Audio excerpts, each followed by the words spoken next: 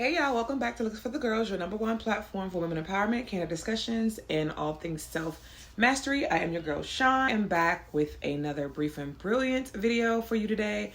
I know I have not been on here often. I have not been consistent, but I have been continual. There's been a lot of wheels turning, and I am managing as best as I can. Prioritizing priorities is not the easiest thing to do.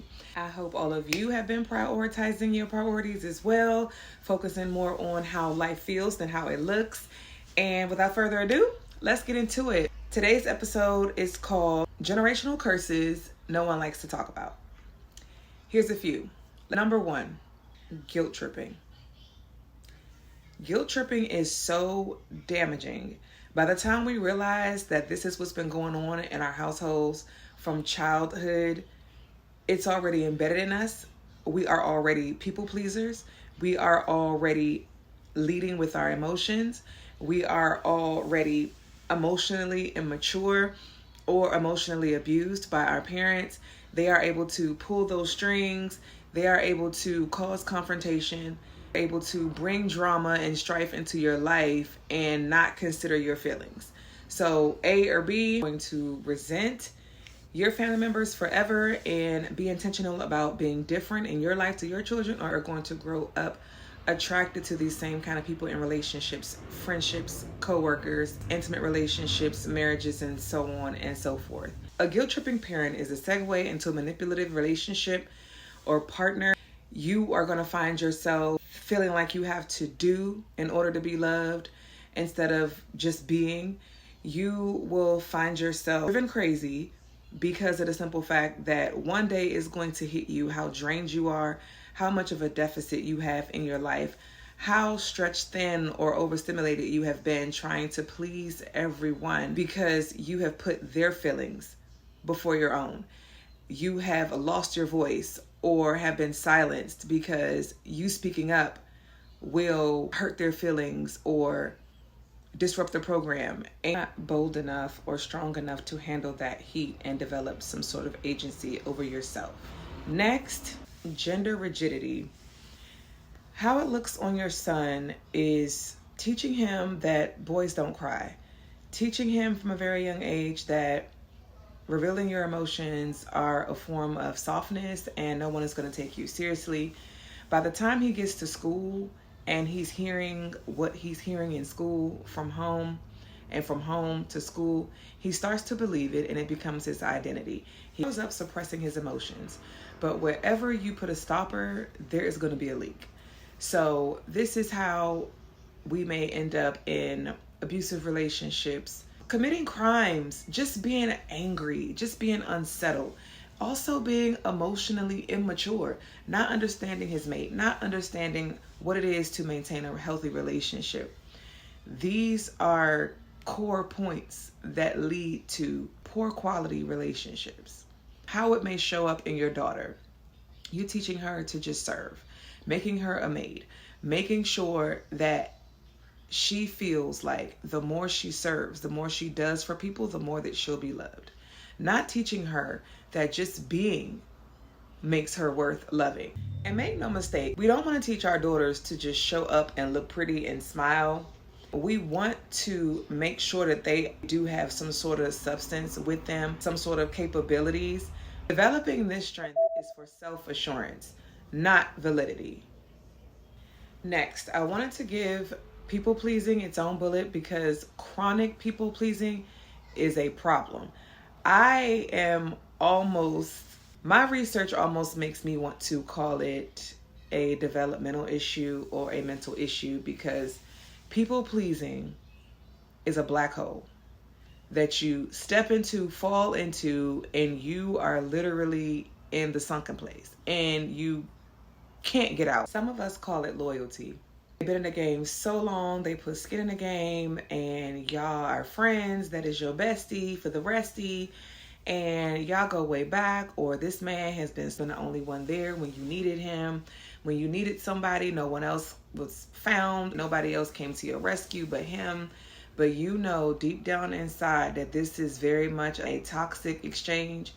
And you continue to just show up because they showed up for you. This season has come to an end. At this point, Everybody's just in autopilot. And you just continue to hold up your end, pull your weight, do all the things that pleases them, even though inside you're boiling or just crumbling. They may have got it out the mud for you one time and you feel like you are forever indebted. And I understand, I have been there, but at some point, when do you call it quits? At some point, when do you become real to you? When do you honor your feelings? How you feel? You know that this is an old season and it's time for you to step into your new season.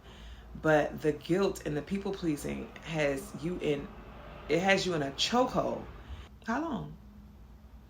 Another generational curse can simply be coming from a family that ignores dreams and talents.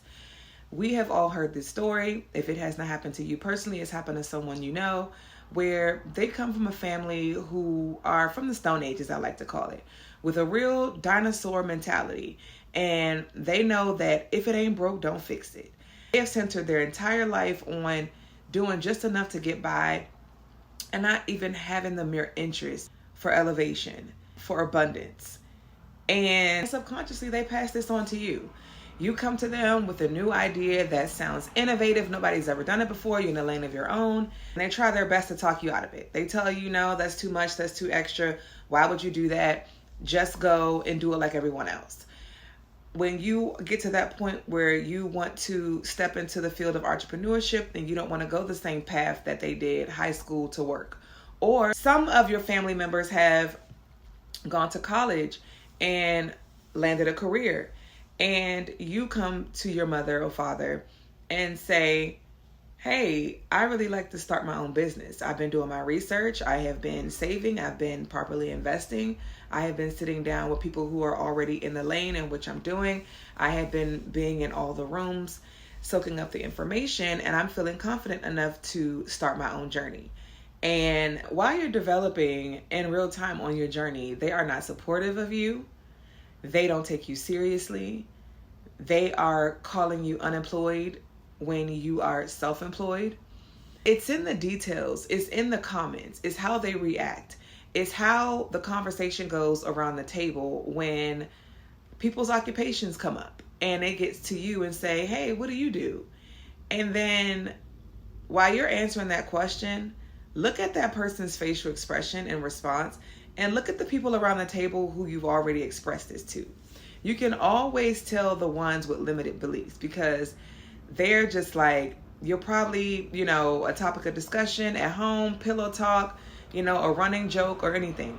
And you're doubted and isolated until it works. Once it works, once the success comes in, then in come the support. And that's only half. The other half, the hate comes in. After they saw that you were a big dog and you stepped and made your own path and it worked and you're successful at it, the hate comes in. Now they feel a way because you chose to think outside the box. If they haven't made themselves a client or customer, cut these people off. Another generational curse that we don't like to talk about is being trained to act like the abuse never happened. I can't put into words how debilitating this is or will become in your child's life. If you are now an adult and you struggled with this, my heart goes out to you. I feel you sincerely, and I pray that you have started on your journey to overcome that. This one really pisses me off because why is your image more important than how that person feels? Why are you trying to rewrite that person's story? Why are you trying to have the victim water down their feelings and their experience, and you're able to tell them how it really was because you're ashamed of what people will think knowing that this went on in your house? Under your nose even if you didn't okay it. You, as a parent, should always be your child's first and most long-lasting safe space. Like literally until your daughter or son finds a mate a husband or wife, and even beyond. But you have never provided that safe space for your child, and you knew, for the parents that knew that something was going on, and you didn't believe your daughter and you didn't believe your son, you have nothing positive coming. You have no blessings coming. The only reason you are still alive is by the grace of God, and you will pay for that come Judgment Day. This is so damaging to a person's psyche, to a person's reality, to a person's future. And then if they make it out of that and they have children, you feel like you have to force your grandchildren to hug that uncle and to allow your granddaughter or niece to sit on that uncle's lap or that aunt's lap. And let me give you another view.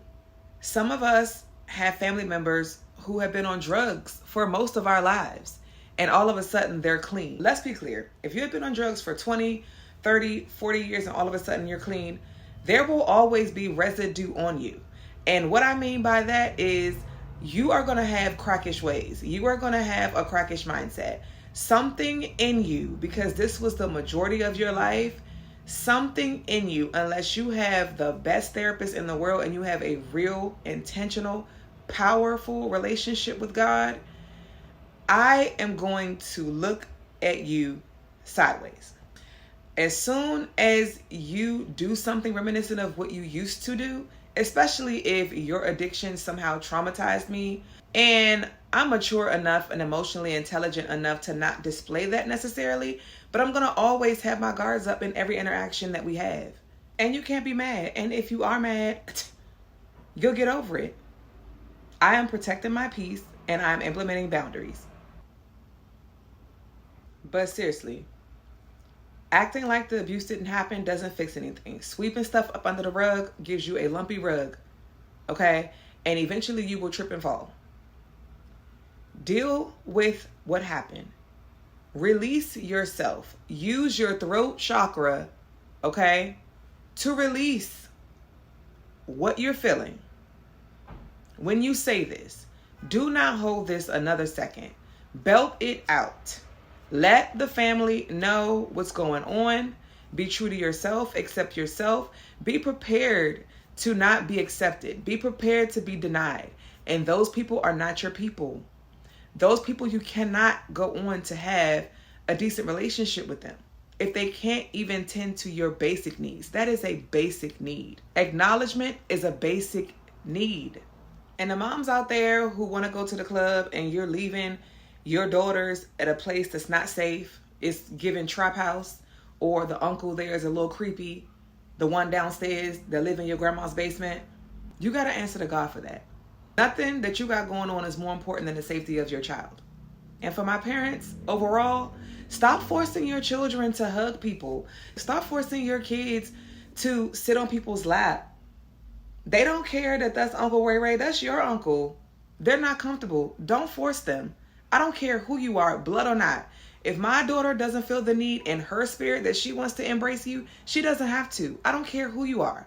We're not going to play that, oh, this is cousin from back in the day. You haven't built a rapport with my child. You haven't built a rapport with my baby. I don't care about what happened in 88.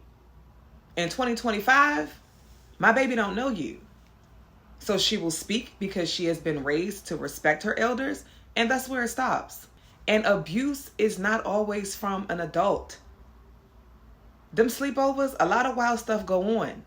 Them older cousins, them older brothers, the cousins that your mother may have adopted, the cousins that was left over to babysit because nobody could believe in a babysitter or afford one.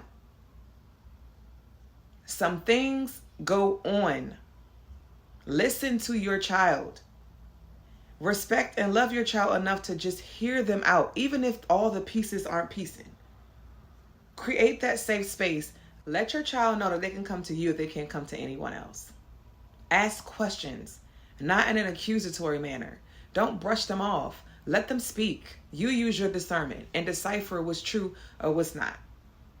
But 9 times out of 10, a child, an innocent child who's not overexposed and being brought up properly, will not lie about a situation like that. Next and final is the fear of confrontation.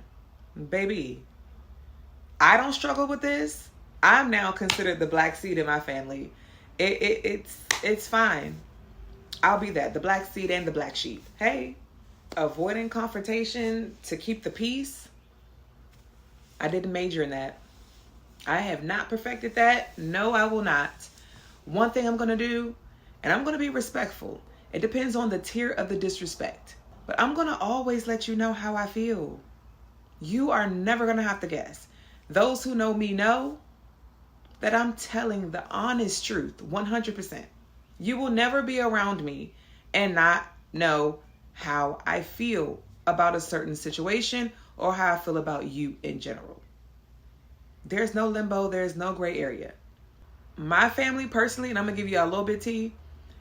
My family is really rearing its ugly head right now.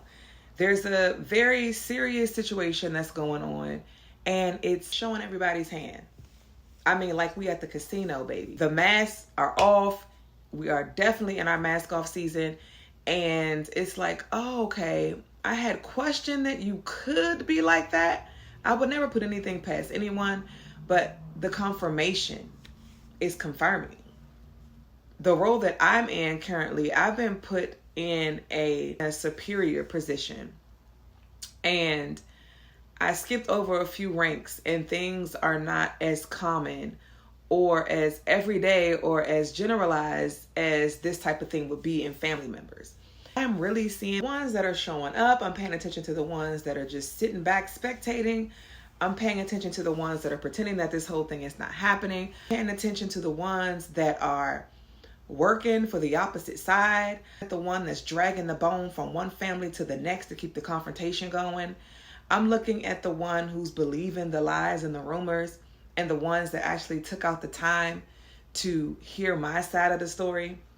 And I'm eating the girlies up. I'm telling them everything. I'm telling them who they are, what they are, for carrying on the way that they're carrying on, and I'm telling them who I am.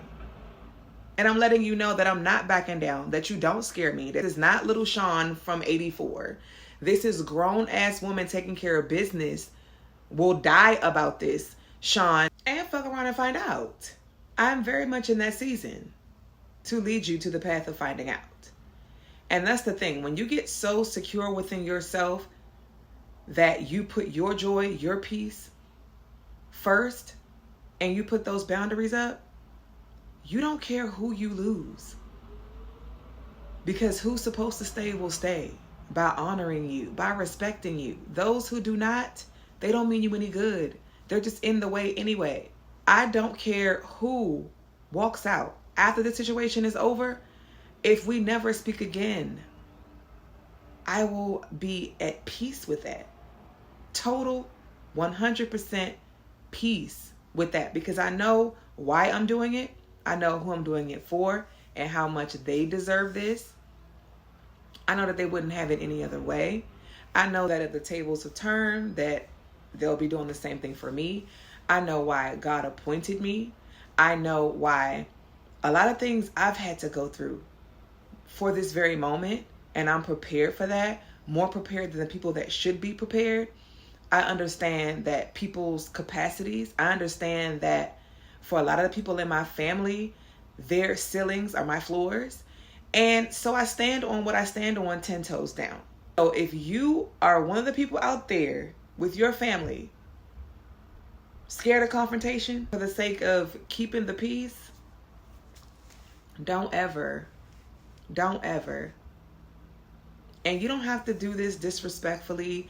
You don't have to be the villain. But if the villain is you implementing self-care and self-love and protecting yourself and being honest with you and doing the hard thing that nobody else had the capability of doing for the sake of humanity, for the sake of what's right, for protecting your loved ones, so be it. We are not our parents. We are not kids anymore. Speak up. Speak up. Let that family member know what's been on your mind. And if you deem that it's just not worth it, then stop being fake. Because at this point, you're just as at fault. You're coming around, cheesing, smiling, knowing that every time you extend and hug this family member, your skin is crawling. You're doing it to yourself. You're making yourself sick. To go and gossip about them, like, you put yourself in a lower position than they are. Don't ever free yourself from resentment. Why do you want to keep walking around with all that baggage on you? Why do you want to keep performing? Why do you want to keep pretending that everything is okay for the sake of peace? So, as I said, this video wasn't going to be a very long one, but brief and brilliant, real and to the point. If you're still tuned in thus far, that means that there was a gem or two that was for you. I hope you are able to manifest your healing from this video in any way. If you want me to put out more content like this, don't forget to like, share, subscribe to the channel. This helps me increase my reach to other beautiful viewers like yourself who may also need this information. We have always got something going on at Looks for the Girls / Nurture Her Wellness. We are still working. We are still thriving. We are still building. Stay tuned. My book is coming out this summer about how to manage your light. I am working on some summertime merch, and I'm not going to have any dates. I'm going to just drop it. So make sure you hit the notification bell so you don't miss anything. Be sure to head over to my Gap Girls podcast on Spotify, which will soon be on iTunes very shortly. I'm working on that. And I am working on part 2 of my workbook, Stuck to Empowered, and all things healing and self-mastery. It's lit.